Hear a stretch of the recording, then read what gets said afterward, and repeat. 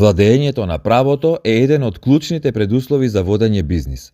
За бизнисмените тоа подразбира предвидливост и почитување на законите, интелектуална и имотна заштита, независно судство и борба против корупцијата.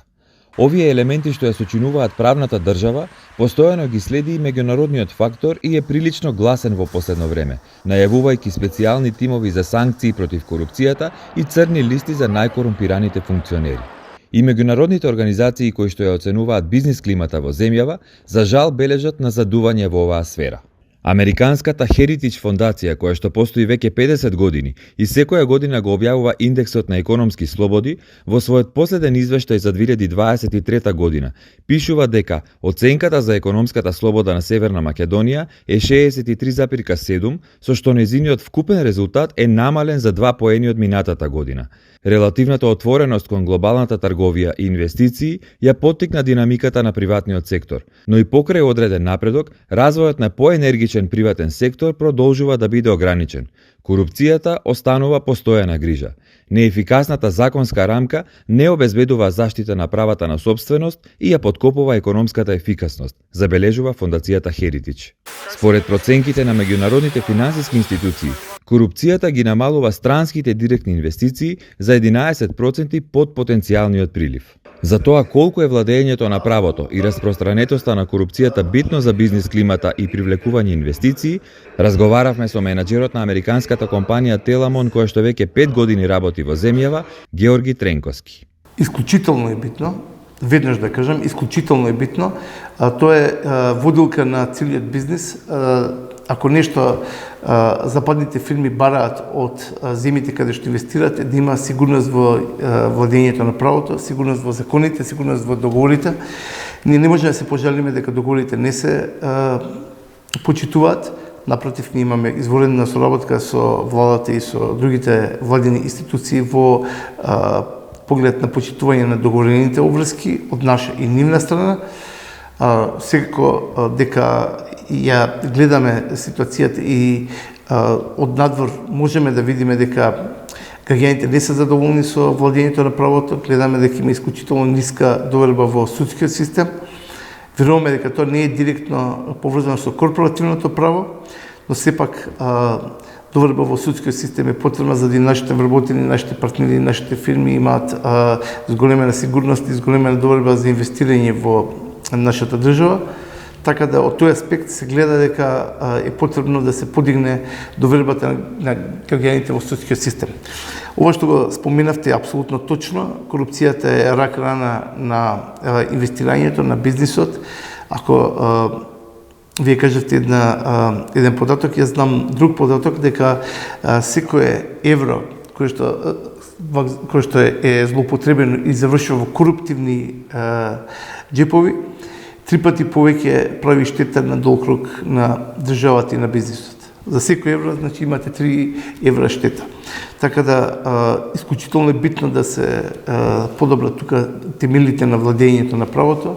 Ние како странска фирма и фирми кои што доаѓаат од поразвиен правен систем, секако би сакале да помогнеме и да учествуваме во изградбата на еден помодерен, поправичен правен систем, кој што секако ќе ни возможи зголемени инвестирање во иднина.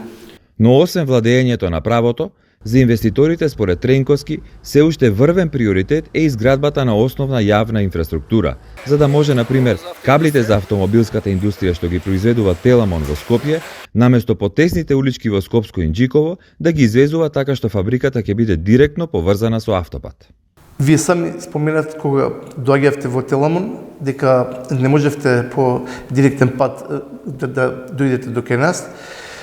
Тоа е главната забелешка што имаме кон локалните и градските власти, дека пристапниот пат кон Теламон, за кој што се зборува веќе 4 или 5 години, се уште не е изграден.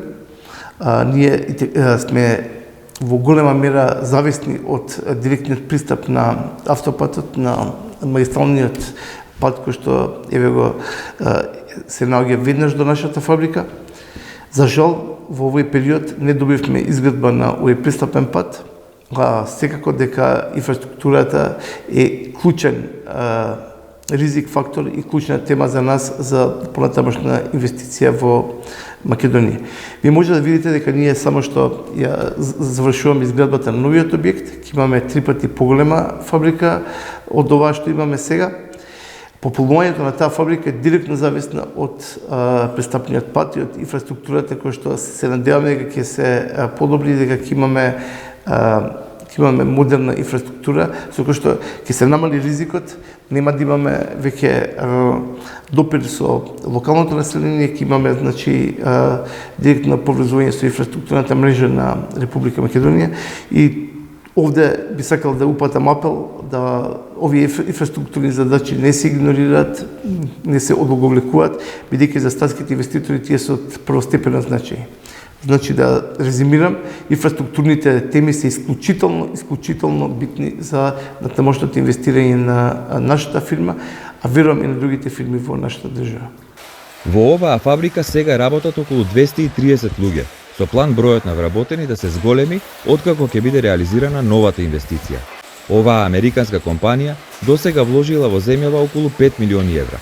Меѓутоа, според Тренковски, земјава ја губи главната конкурентска предност што ја разгледуваат странските инвеститори кога одлучуваат каде да ги вложат своите пари, а тоа е ефтината работна сила.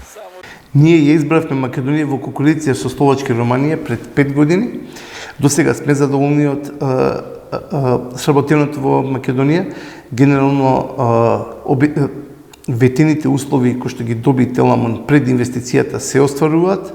Се разбира, има промена особено во поглед на работната сила. Се осеќа и се чувствува недостаток на работна сила.